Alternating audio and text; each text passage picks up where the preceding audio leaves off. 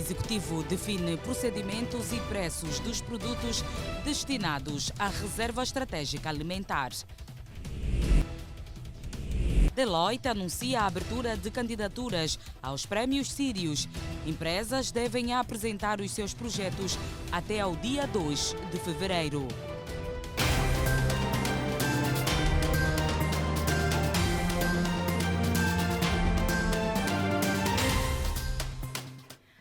Boa noite, bem-vindo ao Jornal Cipra. Vamos informar. A aquisição de bens de produção nacional destinados à reserva estratégica alimentar passa a ter procedimentos e preços de referência concretos para estimular a produção e o consumo de bens e serviços de origem local. A informação vem expressa num decreto executivo conjunto dos Ministérios das Finanças, da Agricultura e Florestas e da Indústria e Comércio, publicado no Diário da República, número 216, de 15 de novembro. Os produtos de produção agrícola nacional destinados à aquisição pela Reserva Estratégica Alimentar são a soja, o arroz com casca, o feijão e o trigo não processado. Estes produtos podem ser atualizados em razão dos preços e dos respectivos mecanismos de conservação. No quadro da estratégia, o quilograma de soja passa a ser adquirido junto dos produtores no valor de 380 kwanzas, o de arroz com casca 510 kwanzas, o feijão a 600 e o trigo não processado a 230 kwanzas. Estes produtos devem ser adquiridos no local de armazenamento dos produtores, com condições de pesagem e calibragem e os seus custos de transportação suportados pela REA. A medida do Executivo tem em vista, entre outros aspectos, impulsionar o crescimento do setor produtivo nacional por via do apoio ao escoamento da produção e do incentivo à aquisição de bens de amplo consumo. Além disso, pretende-se assegurar o funcionamento do mecanismo da oferta e da procura, fortalecer e promover a produção nacional, a diversificação das exportações e a substituição das importações. Num outro decreto, o fim da campanha florestal 2023, previsto para o dia 31 de outubro, foi prorrogado até o dia 31 de dezembro do corrente ano, para atenuar os impactos técnicos e econômicos negativos nas atividades das empresas. O fim da campanha florestal 2023, previsto para o dia 31 de outubro, foi prorrogado até o dia 31 de dezembro do corrente ano para atenuar os impactos técnicos e econômicos negativos nas atividades das empresas. A decisão consta do Decreto Executivo número 241/23, de 15 de novembro, do Ministério da Agricultura e Florestas, que considera ter havido constrangimentos na campanha florestal deste ano, derivados da interpretação dos procedimentos para a concessão florestal por parte de outras instituições envolvidas no processo. Os constrangimentos resultaram em atraso na remessa dos processos das províncias às estruturas centrais do Ministério e, consequentemente, na emissão das licenças.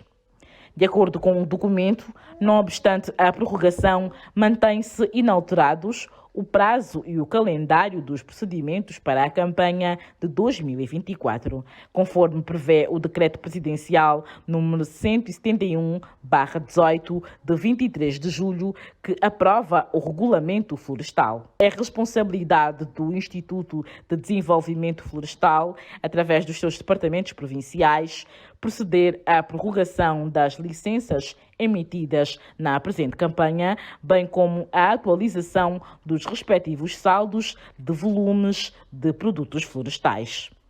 A campanha florestal tem início no dia 1 de maio e termina a 31 de outubro de cada ano. A Deloitte apresentou nesta noite em Luanda a 10ª edição dos Prémios Sírios, uma iniciativa que visa distinguir as boas práticas de gestão empresarial e os projetos com impacto no desenvolvimento econômico e social angolano. As candidaturas estão abertas até dia 2 de fevereiro do próximo ano. O ato de apresentação foi presidido pela Primeira-Dama da República e presidente do júri, Ana Dias Lourenço. Vamos acompanhar o essencial da Num informação ambiente sobre este econômico prémio. e social em constante mudança, o caminho do progresso deve incorporar o reconhecimento do esforço e da resiliência das organizações e das personalidades que mais se destacaram na criação de valor e na dinamização da diversificação da economia. É este o intuito primordial dos prémios Sirius: reconhecer publicamente as boas práticas na gestão das organizações e na atuação dos empresários, empreendedores e gestores, contribuindo para uma cultura organizacional de excelência. É graças ao seu dinamismo e à capacidade empreendedora que Angola pode encarar o futuro com maior confiança. Angola é um país com múltiplas oportunidades de progresso e desenvolvimento. Os setores-chave da economia estão a expandir-se, impulsionados pelos investimentos público e privado, bem como pelo influxo de investimento externo. Esta aposta na diversificação econômica está a permitir o surgimento de novos ecossistemas traduzidos em processos de industrialização alavancados em tecnologia e inovação, na implementação de indústrias suportadas por cada vez mais sofisticada maquinaria, no desenvolvimento de infraestruturas modernas que apoiam as atividades de diferentes setores de indústria e a qualificação e capacitação dos recursos humanos nacionais. De facto, são as pessoas que estão no centro da transformação da economia e da sociedade angolana. Para que o potencial do talento seja disponibilizado em toda a sua plenitude, é necessário capacitá-lo com as ferramentas adequadas para a criação de um mercado mais maduro e de uma sociedade de valores e mais robusta. As organizações e as suas lideranças são determinantes neste processo de autonomia e capacitação do país.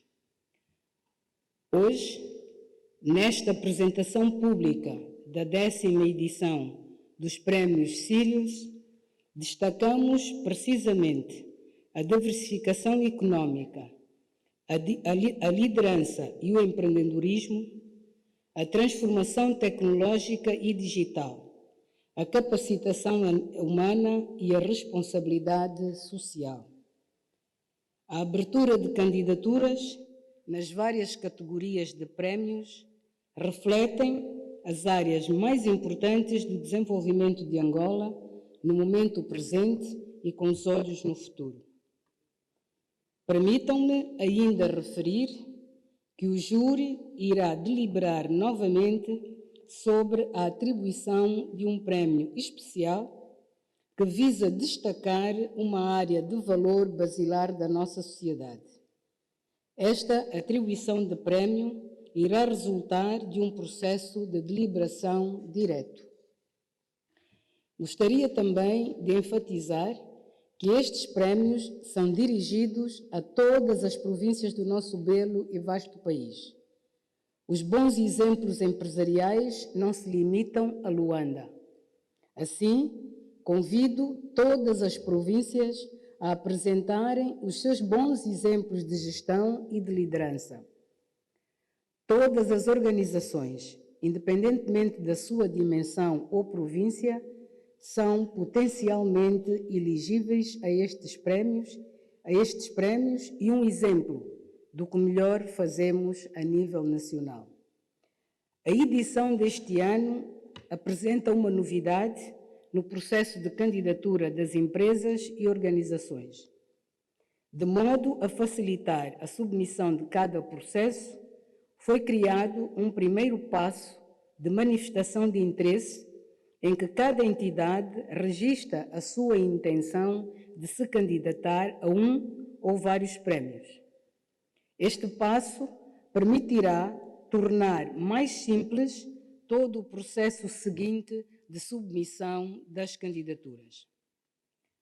À semelhança dos anos anteriores, todas as etapas de candidatura, análise, nomeação e determinação dos vencedores dos prémios Sírios obedecem a critérios rigorosos de avaliação de acordo com o regulamento existente, que está publicado no site www.premiossirios.com e que convidamos que seja consultado em qualquer momento.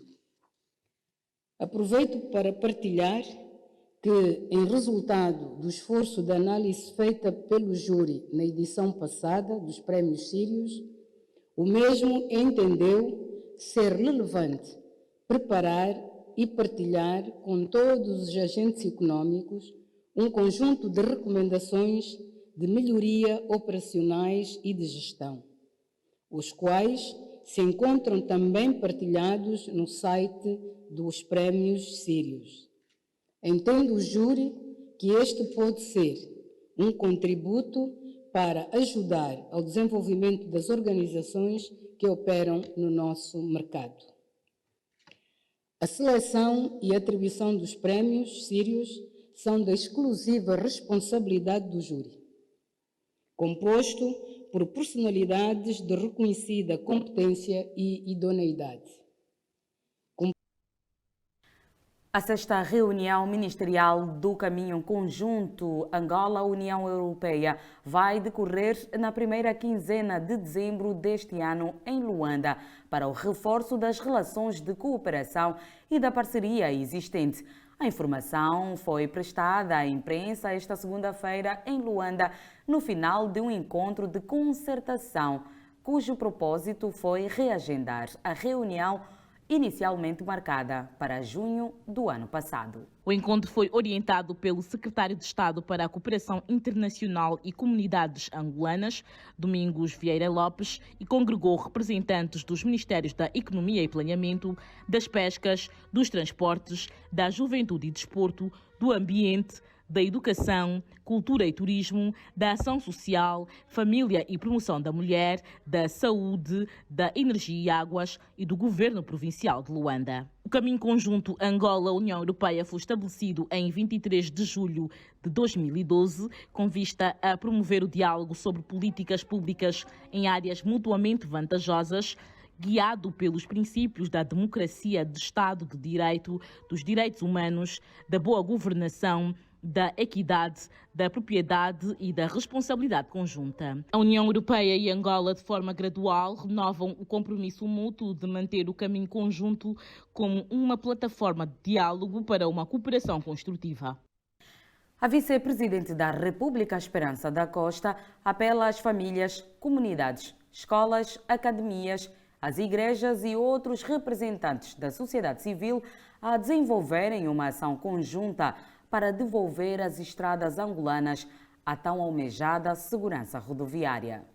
Na sua mensagem por ocasião do Dia Mundial em Memória das Vítimas de Estrada, que se assinalou este sábado, Esperança da Costa declarou ser possível fazer mais e melhor em nome da segurança rodoviária e da preservação do bem-vida.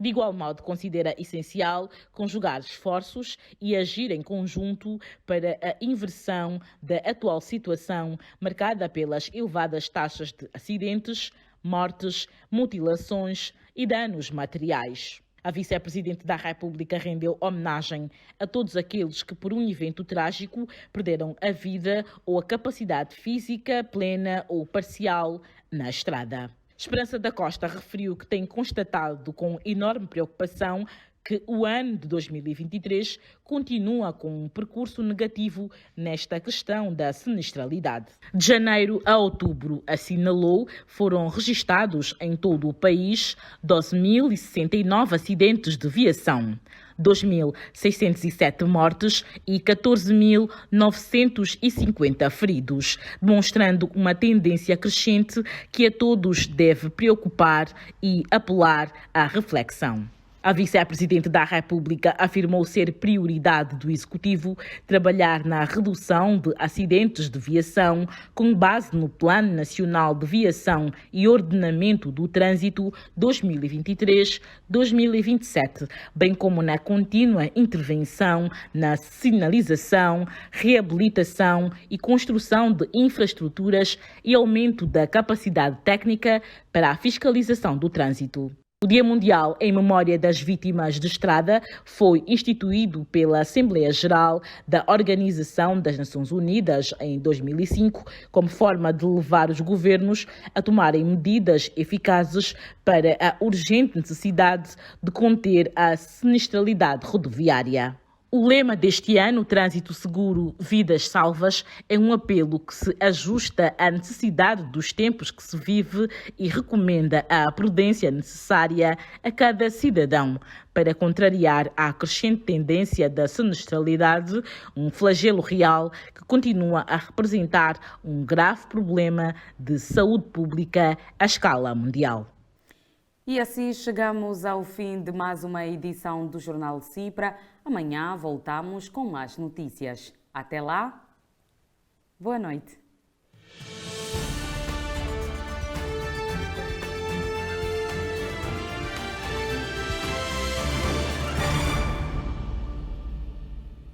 Yeah.